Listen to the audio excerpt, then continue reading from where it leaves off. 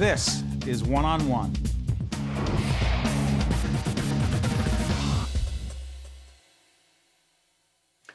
Please welcome Alex Saper, the Chief Operating Officer of a great place called Eataly. It has 27 locations worldwide, and Eataly is? Eataly is a place where you can eat, shop, and learn about all the wonderful products that we import from Italy. It consists of about 7 restaurants in New York, and we have retail areas as well. So we have, each restaurant has its own dedicated retail area. So where we sell our fruits and vegetables, we have a vegetable restaurant. Where we sell our fresh fish, we have a fish restaurant, and so on and so forth. Started by? It was started by Oscar Farinetti. Tell everyone about Oscar. You were telling me before we get on the air. Fascinating guy. Incredibly. He's a genius. He really had this incredible vision, I think back in 2002, actually. It started with a thing called Salone del Gusto, which happens in Torino, which is this huge slow food festival. And he wanted to bring the best food of Italy all under one roof at sustainable prices. So he's had an incredible career, and he's a visionary.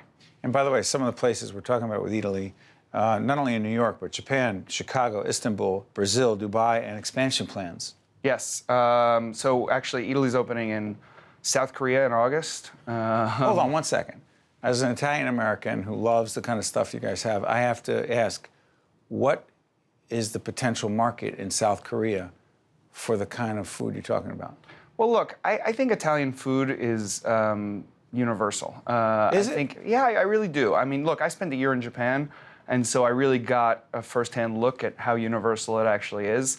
Obviously, the Japanese have a very different diet on a daily basis, but you would be hard-pressed to find people who don't love pizza and pasta. And if you do it in an authentic, simple Italian way, people respond really, really well to that. So that's not to say that people are going to necessarily buy olive oil in South Korea every day, right? But as an experience and being able to eat that sort of simple food that you see in Italy all the time, I think it's very successful. And the team, describe the team involved. In the U.S. or? Yeah, the team that you guys put together. It's a family operation? Because you were in finance. Right. How'd they pull you in? So I was working at J.P. Morgan in real estate investment banking, and my brother knew one of the partners, and he told me to go see the store that just opened in 2007 in Torino, and I walked in and I absolutely fell in love. What'd you love about it? There's something really special about what they put together in Torino and all over the world. It's quality. Everything that's in there is really well thought out, and the idea of being able to eat what you can also buy and take home is really, it's something I had never seen before. What do you mean? Explain that. So give us an example of that. You can go and you can sit down at the meat restaurant in Torino or in New York, and you can order a steak, and afterwards you can go and you can take that same steak home and cook it for yourself. The idea of everything, it's sort of like these old European central markets where there are some kind of little stands, and you can go and you can taste things, and then you can go and take them home. And that was really the initiative for this. And think about it. So many people. I mean, you talk about people saying they don't have the time, people moving so quickly with technology being what it is, and people always in a rush to go where they're going or where they think they're going.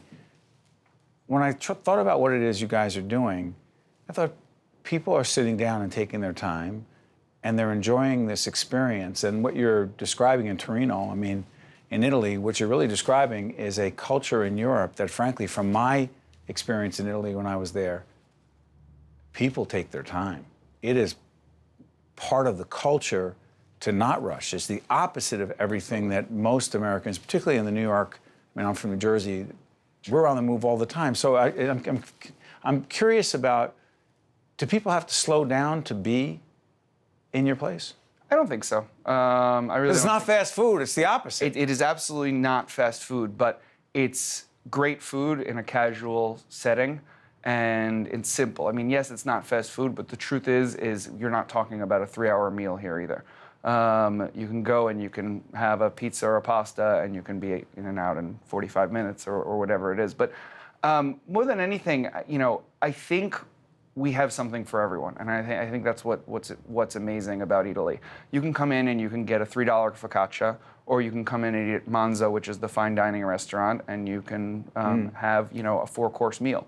And so I think it's how you want to approach it. And then we obviously have tourists that come in and want to eat at the restaurants, maybe take something home. And then it's incredible how many locals that we have that come in and do their shopping. And so you can be in and out as quick as you want. But you also have some big names connected to it. Right here in the studio in about an hour or so, Lydia Bastianich, who is a star not only with our PBS family, but everyone knows who she is. She's been a great entrepreneur. She's a great chef. She just gets it. But she's involved with her son, Joe Bastianich, and Mario Batali. Yep. So how are they involved with Eataly USA? They're partners, just like myself and my brother. They're very involved in the operations. They were integral in setting everything up. They have a huge structure, obviously, with something like 25 restaurants in New York, and obviously they have a great vision. And so they've really been the ones who have helped guide the food that we're putting out there. And you also have a school, a cooking school? Yeah, Lydia is actually the dean of the cooking school. She's the dean of the cooking school. It's a huge part of our concept. It's very important that even if you go around the store, you see signs, there's a lot of communications about where our products are coming from and who's producing them. And why is that important? People need to know where their food is coming from. Too much in America these days, you don't know what you're getting. You don't know where it's coming from, who's producing it, and that, at the end of the day, is what leads to some of the problems we've had with people, whether it's E. coli or all these things that... Where does the food come from? It depends. Obviously, a lot of our dried products come from Italy. About 30% of our revenue comes from Italy, so from small artisanal producers in Italy. But part of our concept, especially when we go abroad, is finding the best local purveyors that we can. And so we have a lot of local meat, local cheeses, and obviously all the fruits and vegetables. Before I let you go, real quick, the school again? So the school, we do wine courses, cooking classes. Lydia comes in every once in a while, teaches classes. So it's an extremely important part of the concept to teach people about Italian food. And who are these people who come in for as students? Everyone, literally everyone. It's actually it's a big success. It's right on 23rd Street, and so you can rent it out for a private event, or you can take the class. We have classes 5 nights a week. You were in finance. I was in finance. Wasn't your passion? Was not my passion. This is your passion. It's my passion. You're meant to do this. I agree. Good for you. Alex Saper is the Chief Operating Officer of a great place called Eataly. And thank you for Oscar Farinetti for making this happen. Thank you very much. Thank Good you very stuff. much. Appreciate it. One-on-One with Steve Adubato has been a production of the Caucus Educational Corporation, celebrating over 25 years of broadcast excellence. This special edition of One-on-One with Steve Adubato is brought to you from the Tisch WNET studios at Lincoln Center. Funding has been provided by NJIT, United Water, Meridian Health, Cone Resnick, Fedway Associates, the Fidelco Group, and by New Jersey Sharing Network. Promotional support provided by NJ.com. Small news, big news, true Jersey. And by NJ Biz, all business, all New Jersey. Transportation provided by Airbrook Limousine, serving the metropolitan New York, New Jersey area.